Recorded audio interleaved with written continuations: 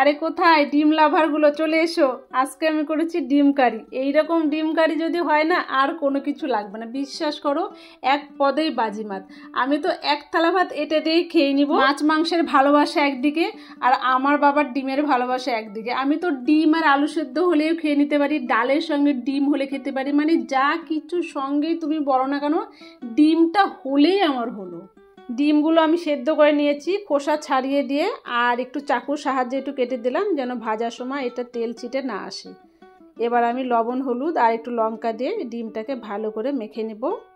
সবসময় ডিম কারিতে একটু মশলাটা বেশি হলে ভালো হয়, কারণ এটা তো আর ঝোল হয় না, এটা একদম গ্রেভি গ্রেভি হবে, তার জন্য একটু মশলা বেশি লাগে।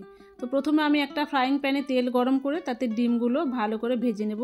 খুব বেশি ভাজার দরকার নেই। ডিমগুলো ভাজা হয়ে গেছে, এবার আমি এগুলো তুলে নেব। আর এই তেলের মধ্যে এবার আমি দিয়ে দেবো জিরে, তেজপাতা আর গোটা গরম মশলা। সবগুলো খুব ভালো ফ্লেভার ছেড়ে এলে আমি দিয়ে দেবো কেটে রাখা পেঁয়াজটাকে খুব অল্প ভাজবো।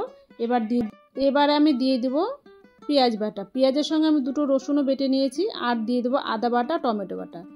একটু কষিয়ে নেব। এবার দিয়ে দেবো স্বাদ মতো লবণ আর হলুদ। দিয়ে দেবো লঙ্কা পাউডার, ধনে জিরে powder, Kashmiri red chilli powder. সামান্য জল দিয়ে একটু কষিয়ে নেব। তারপর দিয়ে দেবো সামান্য চিনি। তেলটা অল্প ছেড়ে এসেছে, এবার আমি দিয়ে দেবো ফেটিয়ে রাখা টক দই। দইটা যখন দেবো গ্যাসটা একদম কমিয়ে নেব। এরপরে দিয়ে দেবো আমি কাজু বাটা।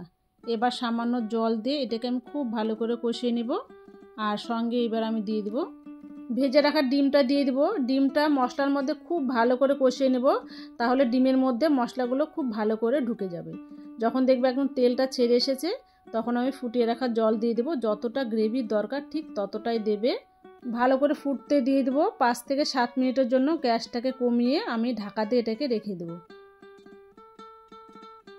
5 মিনিট পর দেখো সুন্দর ঝোলটা আমার ফুটে গেছে, যতটা গ্রেভির দরকার সেই পরিমাণে হয়ে গেছে। এবার আমি দিয়ে দেবো কেটে রাখা কাঁচা লঙ্কা, ধনেপাতা আর কাসুরি মেথি।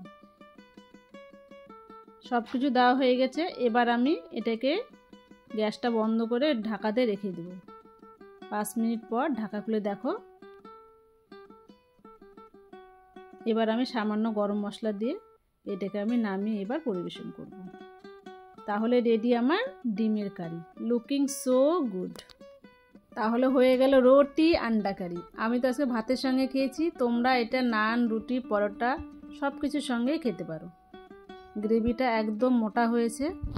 সবাইকে অসংখ্য ধন্যবাদ এত অল্প সময়ে আমাকে এত ভালোবাসা দেওয়ার জন্য। এইভাবে পাশে থেকো, আমি যেন আরও এগিয়ে যেতে পারি।